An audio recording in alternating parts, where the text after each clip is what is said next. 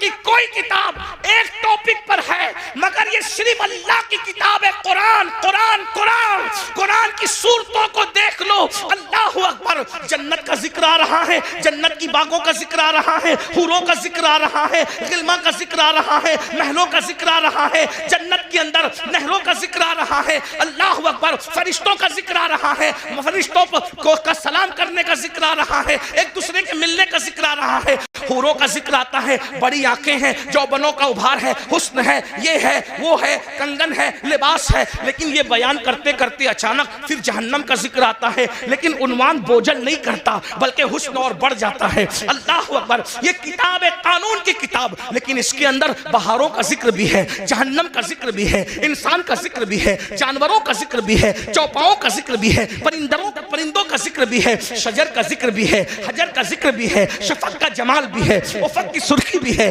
सितारों की अंजुमन भी है, इंसान का हुस्न भी है, बुढ़ापे के गड्ढे खद्दो खाल भी है, उम्र का सटियापन भी है, आसनुल कसस, किसी के गुमने का जिक्र भी है, किसी के मिलने का जिक्र भी है, किसी के आग में जाने का जिक्र भी है, गुलजार बन जाने का जिक्र भी है, किसी के जुल्म का जिक्र भी है, किसी के इंसाफ का जिक्र भी है, किसी के तकद्दुस का जिक्र भी है, किसी के ज़िना का जिक्र भी है, किसी की फिक्री आबादी का जिक्र भी है, किसी की फिक्री तकद्दुस का जिक्र भी है। कुरान बयान करता है मगर बोझल नहीं होते, बल्कि अकीदतें बढ़ती चली जाती है, मजा बढ़ता चला जाता है और दिल पुकार उठता है।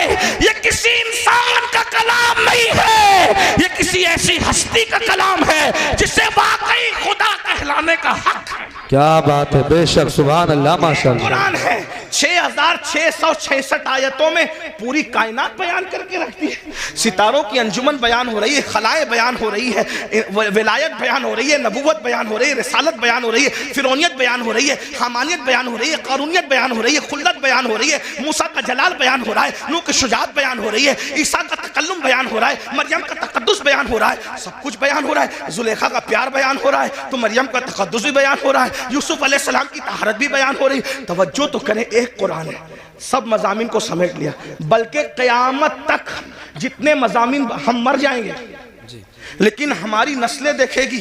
हो सकता है अगर ये तकरीर उस वक्त रही तो लोग शायद कहेंगे कि किसी कहने वाले ने मज्जूब की बढ़ नहीं थी, ये सिर्फ अकीदत नहीं थी बल्कि हकीकत थी। आगे मज़ामीन और आएंगे। कुरान ही एक किताब होगी जो हर चैलेंज का जवाब देगी। एक मिसाल पेश करता हूँ, बात अपने उन्वान से हटना नहीं चाहता लेकिन एक मिसाल पेश करता हूँ अच्छे से। देखो, जमीन और आसमान के बीच में क्या है, बोलो क्या है? खला है, खाली जगह है। खला बेकार है, लोग यही समझते थे। जमीन काम की, आसमान काम का, खला बेकार है। लेकिन कुरान ने उस वक्त कहा, तवज्जो करें कुरान का अंदाज, इन्ना फी खल्क़िस समावाति वल अर्द वख्तिलाफ़िल लैली वन नहार लआयातिन लिउलिल अलबाब अल्लज़ीना यज़्कुरूनल्लाह क़ियामन व क़ुऊदन व अला जुनूबिहिम व यतफ़क्करून फी खल्क़िस समावाति वल अर्द रब्बना रब्बना रब्बना मा खलक़्ता हाज़ा बातिला सुब्हानका फ़क़ीना अज़ाबन्नार। तवज्जो फरमाएं, अल्लाह फरमाता है दिन और रात के आने जाने में, जमीन और आसमान के इख्तिलाफ में अक्ल वालों के लिए निशानियां हैं। और जो ये अक्ल वाला देख लेता है, अल्लज़ीना यज़्कुरूनल्लाह क़ियामन व क़ुऊदन व अला जुनूबिहिम, जो अल्लाह की निशानियों में गौर कर लेता है, वो खड़े होता है भी तो अल्लाह का जिक्र करता, बैठता है तो भी अल्लाह का जिक्र करता, लेटता है तो भी अल्लाह का जिक्र करता। और फिर वो इस बात को कहता है, ये खला, ये ज़मीन, ये शफ़क़, ये उफ़क़, ये सब सितारों की अंजुमन, ये चाँद, ये चांदनी, ये सूरज किरणें, ये सब क्या है? ये पौधे क्या है? ये अल्लाह की मखलूक क्या है? रब्बना मा खलक़्ता हाज़ा बातिला सुब्हानका फ़क़ीना अज़ाबन्नार। जो वाकई अकल वाला कहता है, अल्लाह तूने कोई चीज़ बेकार पैदा नहीं की, खला बेकार नहीं है, दरख्त बेकार नहीं है, शजर बेकार नहीं है, हजर बेकार नहीं, हत्ता के गाय और जानवरों से जो गोबर निकलता है वो भी बेकार नहीं है। देखो, उस वक्त तो कोई सोच सकता था, उस वक्त तो कोई सोच सकता था कि ये बेकार नहीं है। आज सैटेलाइट का निजाम किससे चल रहा है? किससे चल रहा है? ये खला से तो चल रहा है। कुरान कह रहा है, तवज्जो करें, तो मैं क्या कह रहा था आपके सामने, 114 सूरतों में एक ही सूरत है जिसको अल्लाह ने अपने लिए खास किया है और उसका नाम रखा है खालिस नहीं, हाँ, क्योंकि खालिस से भी और बढ़कर तफजील के साथ है ना, इखलास। खालिस नहीं, सुभान अल्लाह, सुभान। अब यहाँ ध्यान देना, तवज्जो, मेरी बात समझ में आ, मुश्किल तो नहीं लग रही? बात समझाने में कामयाब हूँ, सर पे से तो नहीं जा रही है? हाँ, इखलास, एक ही सूरत है इखलास। अब मैं थोड़ा सा अपने लबो लहजे में बात करता हूं। इखलास किसे कहते हैं? हम कहते हैं ना भाई इखलास के साथ काम करो, मतलब किसी के लिए ना करो, एक के लिए करो। तो जो जिसमें दो आ जाए वो खालिस नहीं रहता, इखलास कैसे हो सकता है? जैसे अगर दूध में पानी मिला दिया तो खालिस रहा? बोलो भाई, उलमा बोल रहे हैं, आप लोग नहीं बोल रहे हैं, मुझे डर लग रहा है कि मेरे जाने के बाद बोलेंगे ये बात समझ में नहीं आई। बोलो भाई, दूध में पानी मिला तो खालिस रहा क्या? मिलके बोलो, खालिस रहा क्या? जब खालिस नहीं रहा तो इखलास कैसे हो सकता है? तो दूध में पानी मिलेगा तो मिलावट हो गई, इखलास न रहा। पानी के अंदर पानी मिला दिया, लेकिन बिस्लेरी में बोरिंग का पानी मिलाया तो भी खालिस नहीं रहा, मिलावट हो गई। है पानी, क्वालिटी एक नहीं है, इसलिए इखलास खालिस नहीं रहा। देसी घी में नकली घी मिला दिया, दोनों घी है, कहने में भी घी है, लेकिन बोलो खालिस रहा? बोलो भाई, खालिस किसको कहते हैं? जिसमें सिर्फ एक होगा, दूसरा नहीं होगा। अब जिसमें अल्लाह ने अपनी डेफिनेशन बयान की, अपना परिचय कराया, अपना तारुफ कराया, अपने आप को बताया, उस सूरत का नाम रखा खालिस नहीं, इखलास। यानी इसमें जहन्नम का जिक्र नहीं करूंगा। 113 सूरतों में जन्नत और जहन्नम का जिक्र होगा। जब मैं अपने आप को बयान करूंगा तो ना जन्नत बयान करूंगा, ना जहन्नम बयान करूंगा। जब मैं अपने आप को बयान करूंगा, ना कब्र बयान करूंगा, ना हश्र बयान करूंगा। जब मैं अपने आप को बयान करूंगा, ना जमीन बयान करूंगा, ना आसमान बयान करूंगा। हत्ता के जब मैं अपने आप को बयान करूंगा, ना मूसा का जिक्र करूंगा, ना ईसा का जिक्र करूंगा, ना दाऊद का जिक्र करूंगा, ना अय्यूब का जिक्र करूंगा, मखलूक का जिक्र नहीं करूंगा, क्योंकि मैं हूं। बेशक, सुभान अल्लाह, सुभान इन्नहू हू, बेशक बेशक, इन्नहू हू, वो वही है, बेशक, सुभान वो वही है। जब अपना जिक्र कराने की बात आई तो कहा किसी का जिक्र नहीं होगा, क्योंकि ये सूरत इखलास है जी। बता अब क्या है तेरा तारुफ, क्या है? तवज्जो जी, तेरा तारुफ क्या है बता। तो आवाज आती है कुल, है? जहां किसी का जिक्र नहीं कर रहे थे, पसंद भी नहीं किया, वहां शुरू कहां से किया? कुल। अपने आप से पहले किसी को कह रहे हैं, क्या कहा जा रहा है? कुल, ऐ महबूब आप फरमा दो। बेशक बेशक, ऐ महबूब आप फरमा दो। तौहीद क्या है? जिक्र खुदा क्या है? खुद खुदा होकर अपना जिक्र बाद में करता है, आमिना के लाल का जिक्र पहले। क्या बात है, नारे तकबीर, आगे से पीछे तक हाथ उठा के नारे का जवाब दे। नारे तकबीर, नारे रिसालत, अज़मत मुस्तफा, ख्वाजा का हिंदुस्तान, जश्न दस्तार बंदी, हुजूर सय्यद अमीनुल कादरी साहिब क़िबला, मदरसा इस्लामिया तुर्किया हरियाणा। वाह वाह वाह वाह। अपना जिक्र बाद में हो, अल्लाह बाद में आ रहा है, पहले कुल आ रहा है। कुल आप कहिए महबूब, यानी उसको भी पसंद है कि मेरा जिक्र बाद में हो। अब अगर किसी को फतवा लगाना है, सुन्नियों पे न लगाओ जी। क्या बात है, पहले कुरान के खिलाफ कलम उठाओ, फिर समझेंगे कि तुम्हारी माओ ने कितना दूध पिलाया। जी, जी। और जब कुरान के खिलाफ कलम नहीं उठा सकते तो फिर मानना पड़ेगा जो सहारनपुर और इर्द गिर्द वाले बयान कर रहे हैं वो तौहीद नहीं है, जो बरेली वाले बयान कर रहे हैं वही तौहीद है। वही रब है जिसने तुझको हमदन करम बनाया, हमें भीख मांगने को तेरा आसना बताया। तुझे हमद है खुदाया, तुझे हमद है खुदाया। वो कवारी पाक मरियम, वो नफख्त फीही का दम है अजब निशाने आजम, मगर आमिना का जाया वही सबसे अफजल आया, वही सबसे अफजल आया। यही बोले सिदरा वाले, चमने जहां के थाले सभी मैंने छान डाले, तेरे पाए का न पाया, तुझे यक ने यक बनाया। तुझे हमद है खुदाया। अरे ओ खुदा के बंदो, कोई मेरे दिल को ढूंढो, मेरे पास था अभी तो, अभी क्या हुआ खुदाया? न कोई गया ना आया, न कोई गया ना आया। हमें ऐ रजा तेरे दिल का पता चला बा मुश्किल, दरे रोजा के मुकाबिल वो हमें नजर तो आया। ये न पूछ कैसा पाया, ये न कूच कैसा पाया, तुझे हमद है खुदाया, तुझे हमद है खुदाया। ये न पूछ कैसा पाया, ये न पूछ कैसा पाया, तुझे हमद है खुदाया, तुझे हमद है खुदाया। हमद तो भी हो रही है तो रसूलुल्लाह के जरिए से हो रही है। ये कहां से जहन मिला? ये सूरह इखलास से जहन मिला। रब फरमा रहा है हमारा जिक्र बाद में होगा, महबूब तेरा जिक्र पहले होगा। क्या बात है हजरत, सुभान कुल आप फरमा दीजिए। फिर कहा जाता है हो अल्लाहु अहद, वो अल्लाह है और एक है। सुभान अल्लाह। समझ, वो बेनियाज है। लम यलिद व लम यूलद, ना उसका कोई बेटा है ना वो किसी का वो किसी का बेटा है। जो बेटा हो वो खुदा नहीं है, और जिसका बेटा हो वो भी खुदा नहीं। हमसे क्यों लड़ते हैं लोग? कहते हैं कि हमारे फुला तो वहां पैदा हुए। हमने कहा जो पैदा होता है वो खुदा ही नहीं हो।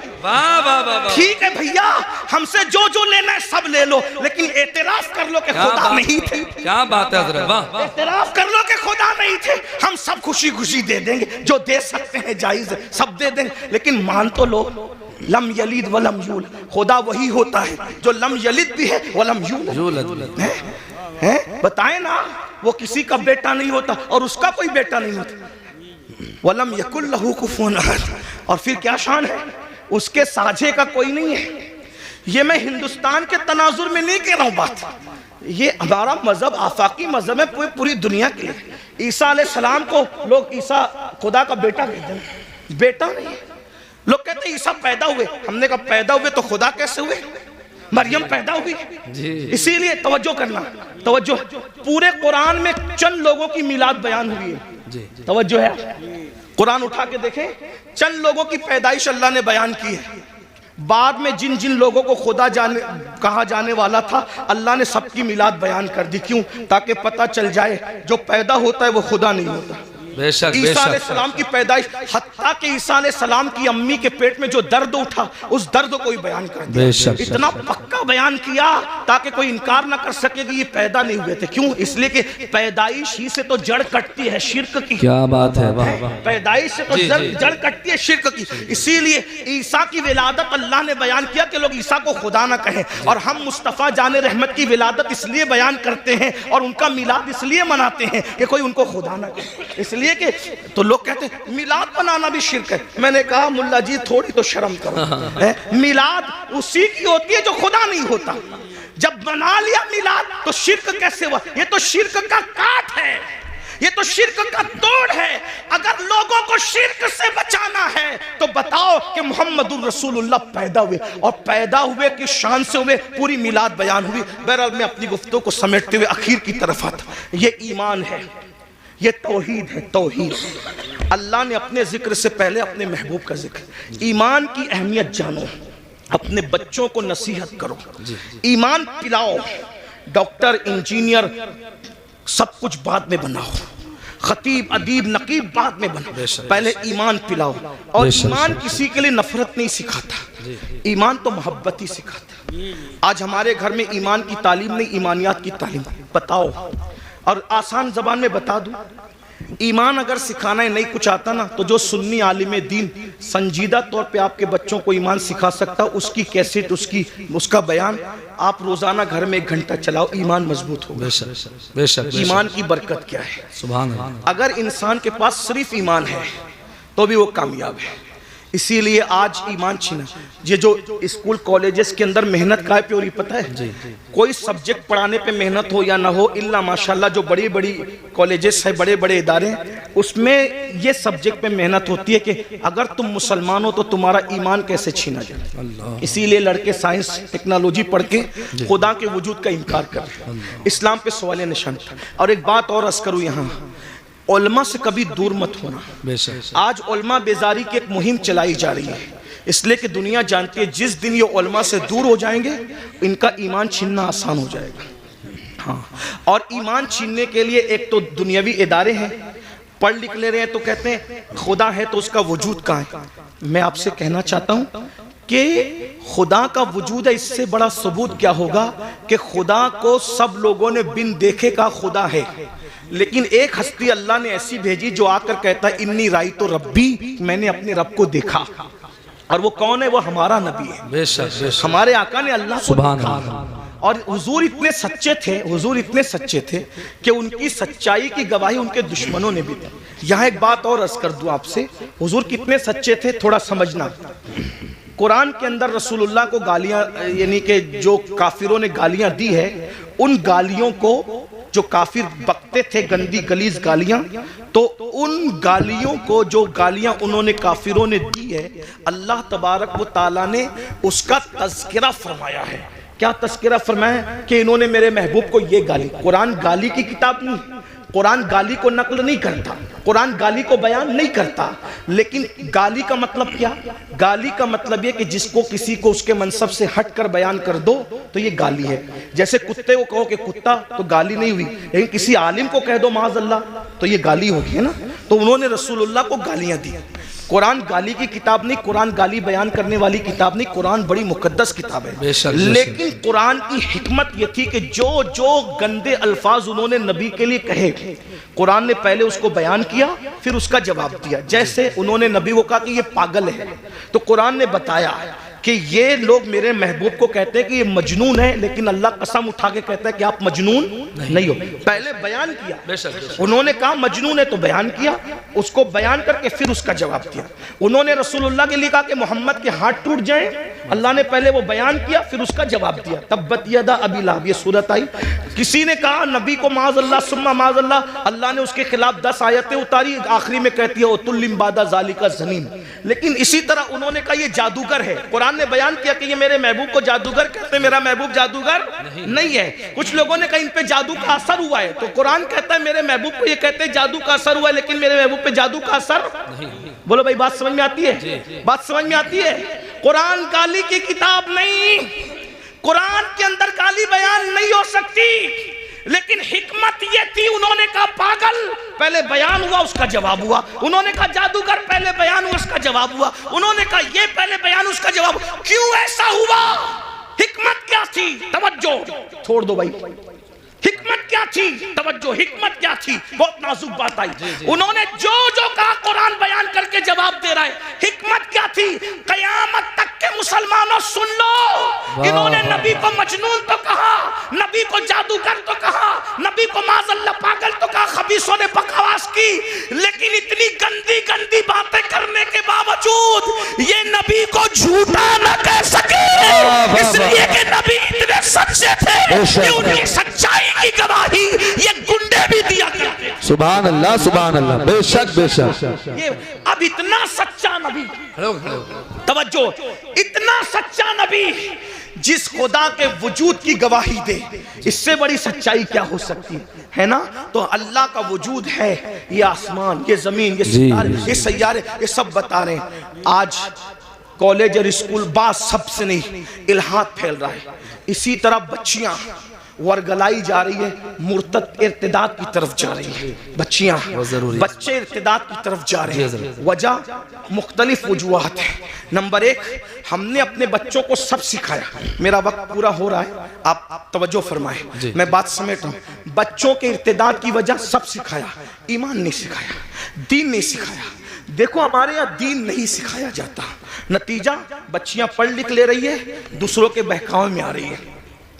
छोटा सा चुटकुला छोड़ते हैं, इस्लाम में तो औरत को पर्दे के लिए कहा जाता है। मैंने कहा पर्दे के लिए कहा जाता है तो क्या? कहा ये जुल्म है। मैंने कहा पागल हुए, हमारे यहाँ औरत का दूसरा नाम जन्नत है। क्या है? जन्नत। जन्नत किसे कहते हैं? जन्नत किसे कहते हैं? आप लोगत उठा के देखे तो पता चलेगा, जिन और जिन्ना, जिन और जन्नत दोनों का मादा एक है। ठीक? जिन को जिन क्यों कहते हैं? क्योंकि वो मखलूक छुपी हुई है। और जन्नत को जन्नत क्यों कहते हैं? कि वो भी छुपी हुई है। तो जो छुपी हुई हो उसको जन्नत कहते हैं, है ना। हमारे यहाँ बेटी पैदा हो तो माँ बाप के लिए जन्नत, जवान होकर के नेक बीवी बन जाए तो शोहर के लिए जन्नत, माँ बन जाए उसके कदमों में जन्नत। तो जो जन्नत होती है वही तो छुपाई जाती है। हमारे यहाँ औरत का दूसरा नाम जन्नत है, और जन्नत छुपाने की चीज है।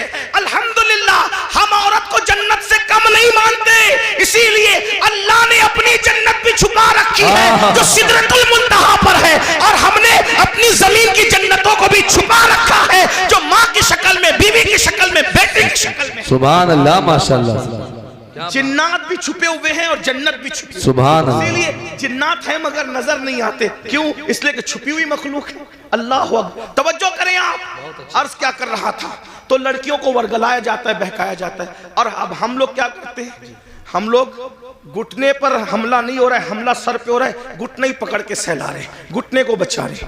मेरे भाइयों, ये तो मालूम करो कि बच्चे मुर्तद क्यों हो रहे, बच्चियां मुर्तद क्यों हो रही, इस्लाम की नफरत क्यों है? उसकी कई वजूहात है। नंबर एक, सबसे पहली वजह ईमान न बताना। जब बच्चों को ईमान पता ही नहीं होगा तो वो ईमान बचाएंगे कैसे? नंबर दो, गुर्बत, गरीबी कुफ्र तक ले जा रही है। नंबर तीन, बच्चियों की देर तक शादी का न होना, ये बच्चियों को कुफ्र तक ले जा रहा है, और इसके जिम्मेदार आप भी और हम लोग भी हैं। क्यों? इसलिए कि बच्चियों की शादी में ताखीर क्यों हो रही है? माँ बाप को शौक नहीं है बच्चियों को बिठाने का, लेकिन 30 साल 35 साल की बच्चियां हो रही है और हम उनकी शादी नहीं कर पा रहे। क्यों? इसलिए कि कोई उस बच्ची को करने के लिए तैयार ही नहीं है। वजह, इतनी जालिम रसूमात हमने पैदा कर दी है, जहेज के नाम पर, हल्दी के नाम पे, मेहंदी के नाम पे, मांगने के नाम पे, इसके नाम पे, उसके नाम पे, कि बच्चियां 30-30 35-35 साल की हो जाती है और उनको अच्छे रिश्ते नहीं आते। बहुत माजरत के साथ ये इलाका बड़ा दीनदार है, लेकिन इतना जरूर कहूंगा, सारी दीनदारी शादी के मौके पे समझ में आती है। सारी दीनदारी शादी के मौके पे समझ में, सिर्फ जुलूस मिलाद में दीनदारी नहीं, शादी के मौके भी दीनदारी बताओ ना। सिर्फ जलसों में दर्द भरी बातें नहीं, शादी के मौके में भी दीनदारी बताओ। जो लोग मुंह फोड़ के मांगते हैं वो तो मांग ही लेते हैं, जो लोग नहीं मांगते वो लोग भी गरीब घरों में सिर्फ इसलिए रिश्ता नहीं करते हैं कि यहाँ जाएंगे तो कुछ मिलेगा नहीं। एक तो वो है कि जो मांग रहा है, और एक तो वो है जो वहां जा रहा है जहां मिलना जरूरी है। जहां नहीं मिलेगा वहां जाना ही नहीं है, जहां नहीं मिलेगा वहां बड़ी माजरत के साथ तू इधर उधर की ना बात कर, ये बता के काफिला क्यों लूटा। मुझे रहजनों से गरज नहीं, तेरी रहबरी का सवाल है। मैंने कई जगह ये बात रखी और लोगों ने मेरी बात को कबूल किया। बहुत सारे लोग, नौजवानों ने ये इरादा किया कि इंशाअल्लाह ससुराल से हम एक चांदी का तार भी नहीं लेंगे, एक गिलास भी नहीं लेंगे। ये माहौल बन रहा है मुल्क के अंदर, क्योंकि कुरान कहता है वज़क्किर फ़इन्न ज़िक्र तनफ़उल मुमिनीन, मोमिनों को नसीहत करो कि नसीहत करना मोमिनों को फायदा पहुंचाता है। मेरी कौम के जवानों, अगर सिर्फ तुम यूट्यूब पर मुर्तद होने वाली लड़कियों की वीडियो शेयर करके दर्द भरी बातें करोगे तो इस मुनाफिकत से काम होने वाला नहीं है। ये मुनाफिकत अमली छोड़ दो और तुम इतनी दर्द भरी